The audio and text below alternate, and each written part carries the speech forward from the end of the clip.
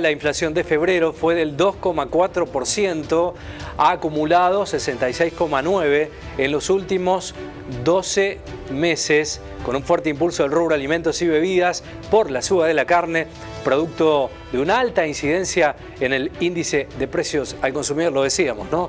El aumento de la carne fue significativo. La inflación de febrero no logró derribar la barrera del 2%, ¿no? Que había alguna expectativa hace unos días. Ya en esta última etapa se había agotado esa expectativa. En los primeros 12 meses del año los precios treparon un 4,7%, según lo informó el INDEC. Allí están: la inflación de febrero el 2,4%, la interanual 66,9% y una acumulada de 4,7%, con la incidencia mayormente registrada en alimentos y bebidas no alcohólicas en un 3,2%, también vivienda, agua y electricidad. Vamos a ver juntos esta placa, que es muy interesante verla todos los meses, del IPC, estas variaciones porcentuales mensuales por divisiones. Allí vemos la suba más significativa en vivienda, agua, electricidad, gas y otros combustibles, 3,7%, y alimentos y bebidas no alcohólicas, 3,2%. Los dos elementos que han tenido una fuerte suba el mes anterior, el mes de medición para la inflación. Y el nivel general nos otorga un 2,4%. Hay una placa, si la tenemos, la mostramos, que tiene que ver con las regiones del país, ¿no? Para saber cómo ha sido el impacto. El más grande en Patagonia, el 3,2%, Patagonia ha sido el más impactado, Cuyo el 2,7%, el noroeste el 2,6%, La Pampa el 2,5%, Gran Buenos Aires ha bajado considerablemente en un 2,2% y el noreste en un 1,9%, 2,4% es el número que se promedió para, bueno, este mes, ¿no? Para conocer el número inflacionario. Allí está el desafío también de tratar de mantener. Era sabido que el impacto de productos como la carne iban a pegar, y fuerte, en la medición de este mes, ¿no? Otro de los insumos de las divisiones que han registrado menos incrementos: equipamiento y mantenimiento del hogar en un 1%, y prendas de vestir y calzado en un 0,4%. Hernán Sangelini es economista de IDESA, está con nosotros. Hola Hernán, un gusto, un placer saludarte. ¿Cómo te va? Hola Ezequiel, muy buenas tardes, gracias por la invitación. Por favor. Bueno, lo primero que te pido es sensaciones en este 2,4%. ¿Qué análisis te merece, Hernán? Bueno, lo primero ha sido un poco una sorpresa, porque la mayoría de las estimaciones y de los análisis del REM del Banco Central decían que iba a estar aproximadamente en 2,2 o Sí. 2,3, pero más que esto la sorpresa está también en que la inflación núcleo, que es la que no tiene en cuenta los bienes regulados ni los efectos estacionales, da 2,9, lo que está bastante por encima de lo que uno podía esperar antes de que salgan los datos, ¿no? Pero bueno, como ustedes mencionaban previamente, se nota mucho el impacto de la suba de los alimentos, y también mucho en lo que es alquileres y tarifas públicas, tarifas de servicios públicos, que han sido un 3,7, que han impulsado un poco a llevar esta inflación quizá un poquito más alto de lo que se podía prever antes con el diario del viernes, ¿no? Claro.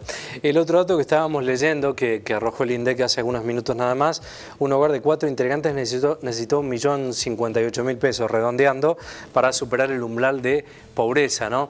Otro de los desafíos de este gobierno, que tiene que ver con estos valores, donde, bueno, hablábamos hace unos días de la situación de jubilados, ni hablar, ¿no? Pero aquellos otros que perciben salarios realmente muy bajos, 1.057.923,42 para superar el umbral de pobreza. Números que parecen en algunos casos muy difíciles de alcanzar, ¿no?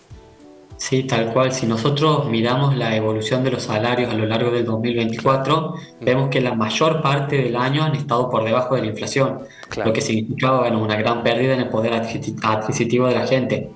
Además, este impacto ha sido aún más fuerte en los trabajadores del sector informal, que recién en septiembre de 2024 han podido comenzar a recuperarse por encima de los registrados y recién logran superar la inflación en octubre del año pasado. Es decir, que estamos hablando de 10 meses de pérdidas de poder adquisitivo para la gente que trabajaba en negro, por decirlo de una manera bruta.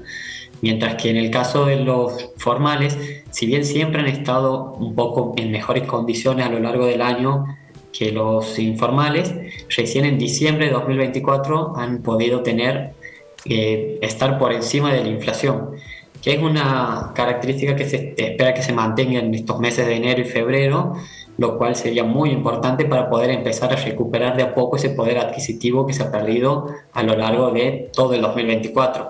Claro. Otro aspecto interesante que vos Sí. bien lo mencionabas con la canasta básica es que la canasta básica durante todo el año ha crecido por debajo del índice de inflación.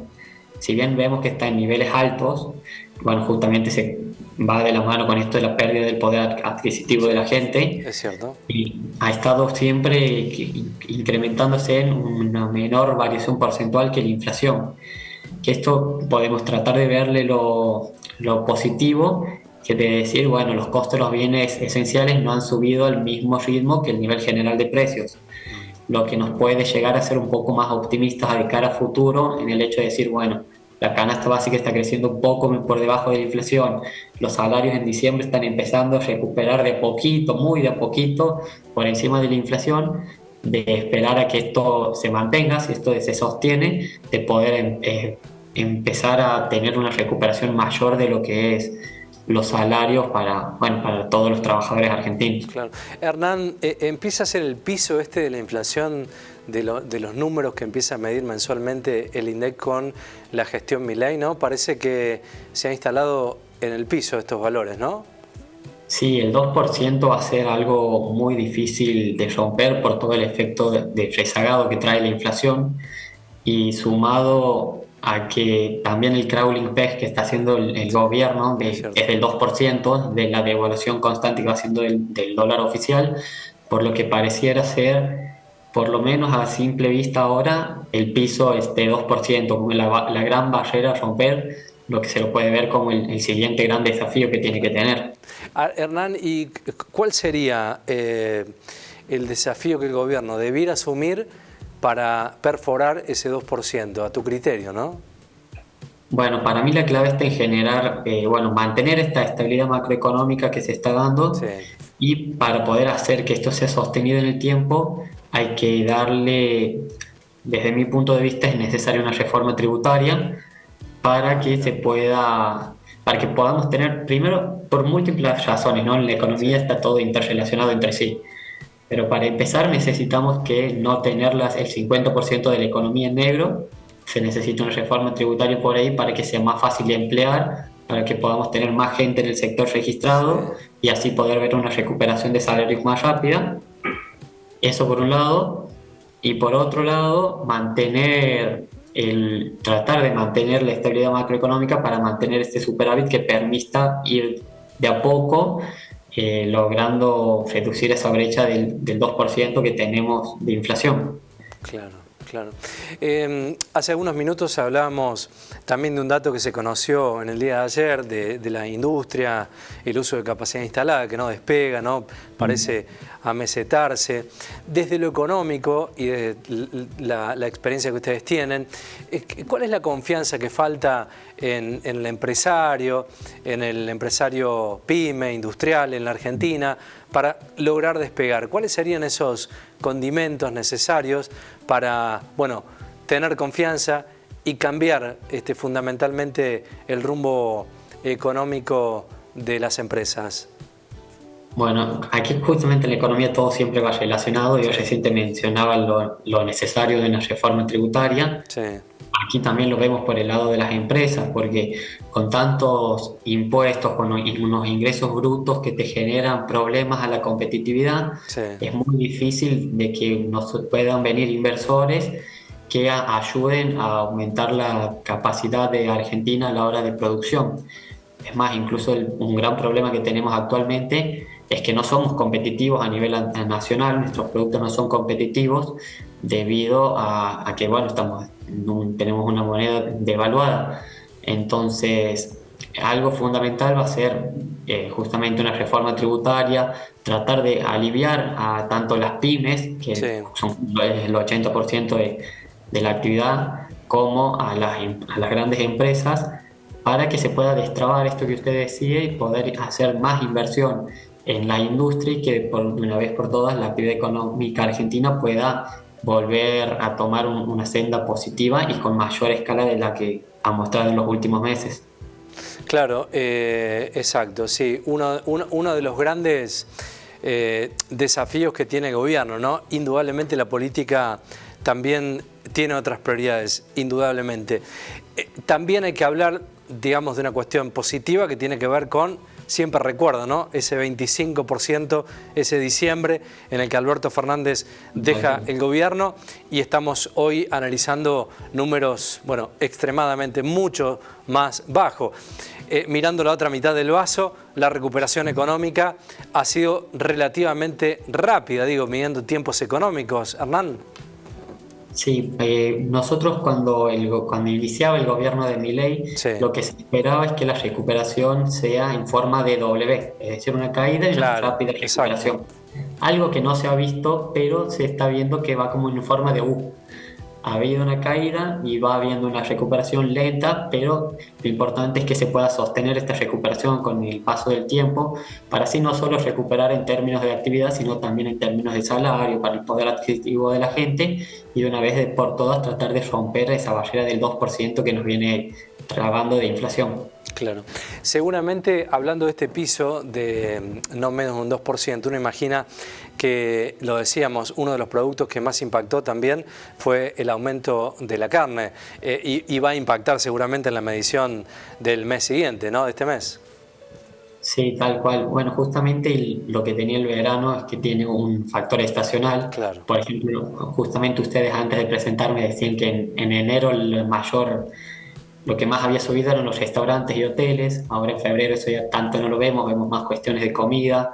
Quizás para marzo veamos más otras cuestiones relacionadas a la vuelta a clase, a cuestiones de vestimenta o de útiles escolares. Entonces es algo que va fluctuando mes a mes, pero lo que es la inflación núcleo de la Argentina, es decir, la que no depende de factores estacionales ni tampoco contempla cosas que están reguladas como ciertos servicios, está en un 3%, se mantiene en un piso de 3%. Lo importante es romper esa barrera de la inflación núcleo del 3% para que después nosotros podamos empezar a tener en cuenta, bueno, considerando factores estacionales y de regulaciones, poder recién y tratar de atacar al 2% que es bueno, el que vemos después en la medición general. La última, Hernán, también me parece un dato importante que debe hacer el presidente, que es trabajar, siempre lo decimos nosotros desde estos lugares, ¿no? Mirar las provincias, ¿no? El interior productivo, las cadenas regionales, las economías regionales. Allí también hay una necesidad concreta de despegue.